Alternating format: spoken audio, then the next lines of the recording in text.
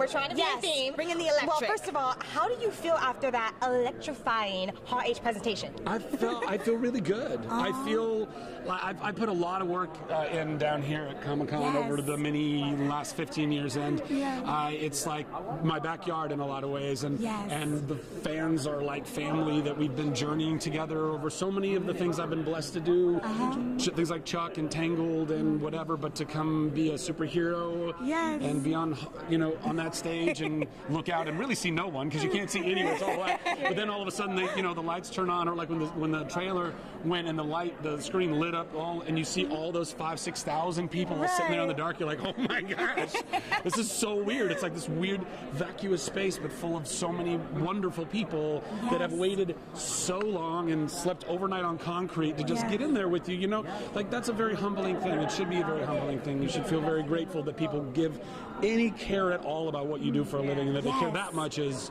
next level. And you just released your book, Radical Love. I'm reading it. It's so great. It's so great. And in it, you shared that you weren't going to take the role of Shazam because you felt like you were not worthy. Are you happy that you made the decision to say yes and look at the impact you're making with the character? Well, thank you. I appreciate that.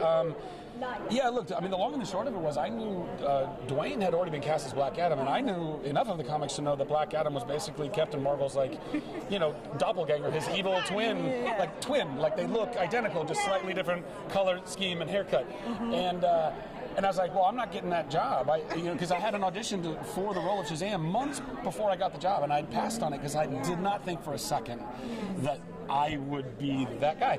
And so then, fast forward, I go through all this crazy meltdown, I go to all this therapy I talk about in the book, and on the heels of that, I ended up still there, finishing up my treatment there. I was like at the end of it, and my agency said, hey, would you want to put yourself on tape for this other supporting role in the movie? And I had just had a breakthrough, and I was like, you know what, yes, that's not going to define me if I don't get it, or if I do get it, I'm just going to put my best forward. I did one take, sent it in, and a week later I was Shazam. And all of that to me is just a testament to God's incredible love and the work that you can put into yourself if you finally figure out that you are worthy of that love, which we all are, and we all need to love ourselves and love other people. So that's what I think that I'm so grateful that in doing that work, which was the most important work I could do, loving myself, figuring out that I didn't, and then doing it, was ultimately what opened the door to play this role, and then gives me the platform to talk about that very message as well. So, cha-ching, it all worked out. No, honestly, you've been inspiring so many people, even to this day, even ourselves. And so for this particular film, what are you excited for the fans to see most? I just want them to walk away with the same kind of warmth and joy and pep in their step like they did from the first one, but even more, and I think that they will. I think we made a really great first movie that people really enjoyed, and I honestly, knock wood. I don't wear. Anyway, stomp carpet. There you go. Knock paper.